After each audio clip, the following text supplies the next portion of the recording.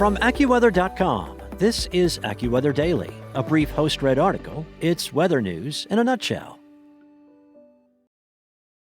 A storm bringing cooler air and drenching showers and thunderstorms will move across the Rockies and into the plains later today and through the weekend. This setup will lead to some severe weather. Warmer air is returning after a recent push of Canadian air lowered humidity levels across much of the central and eastern U.S. Highs in the northern portion of the plains that were in the 60s and 70s are being replaced with highs in the 80s to near 90. The return of warmer air is only one factor in the severe weather setup.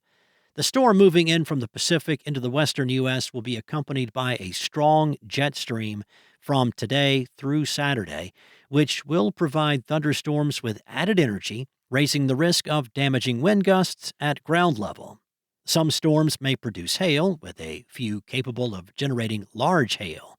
The severe weather threat on Friday afternoon and into the night will extend from eastern Colorado and northwest Kansas to western South Dakota and part of western North Dakota, as well as southeastern Montana. A limiting factor for widespread severe thunderstorms may be the amount of moisture available. For now, humidity levels will only bounce back to moderate levels, unlike during mid to late spring, when conditions tend to become very humid during a severe weather setup. Moisture will increase by Saturday. Now, if significant Gulf moisture arrives, an outbreak of severe weather with numerous intense thunderstorms could develop. At this time, only a limited number of severe storms are expected, but they may still pose risks to lives and property from northeast New Mexico and parts of the Texas and Oklahoma panhandles into the Dakotas. On Saturday afternoon and throughout the evening, threats will include damaging wind gusts and large hail. The AccuWeather local storm max for wind gusts is 75 miles per hour. The risk of severe weather may extend eastward on Sunday, potentially affecting portions of Minnesota, Wisconsin, and Iowa.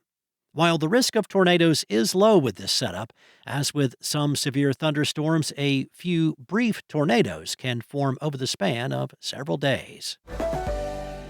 A persistent blocking pattern has disrupted the typical west to east movement of storm systems across the eastern half of the U.S. AccuWeather meteorologists say that this pattern is expected to limit significant rainfall across most areas through at least early next week in the eastern part of the country. Since last weekend, a large area of high pressure and dry air has been anchored over the eastern half of the nation. An exception has been the Florida Peninsula, where daily downpours have brought localized heavy rainfall. Meanwhile, a storm at sea grazed some coastal areas with spotty rain and drizzle into the midweek. Now, looking ahead, dry air will spread southward across much of Florida from Friday through the weekend, offering the first notable spell of autumn-like conditions for the season. Humidity levels will drop as sunshine returns. The nights will be the coolest since last spring. Farther north, a disturbance in the jet stream will deliver spotty showers and gusty thunder showers this weekend to New England and the mid-Atlantic. Even in areas that receive rain, amounts may be minimal, just enough to slightly moisten the surface.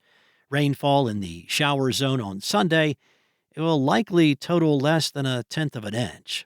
Dry conditions will return shortly after any spotty downpours move away. No rain is expected from the Ohio Valley southward to the central Gulf Coast and southeastward to much of the southern Atlantic coast until at least Monday. If a developing coastal storm remains offshore, much of the eastern U.S. may remain dry through late next week. Given the dry conditions that began to unfold during August in many areas, drought conditions have intensified. Water demands tend to drop off during the season as less water is used for gardens, pools, and lawns. However, it is also a time of the year when water tables drop. Small streams shrink to a trickle, and levels in lakes and reservoirs begin to fall. With the prevailing dry conditions, some trees have become stressed and are shedding leaves as grasses and brush become extremely dry. Unless a soaking rain falls, This will lead to an increase in wildfire potential in the coming days. Conditions are becoming comparable to those observed during the same period last year. That's all for now. You can find more regional forecasts and science-based articles at AccuWeather.com. And for your local forecast at your fingertips, download the AccuWeather app. Enjoy the rest of your day. Be safe. I'll be back tomorrow with more from AccuWeather.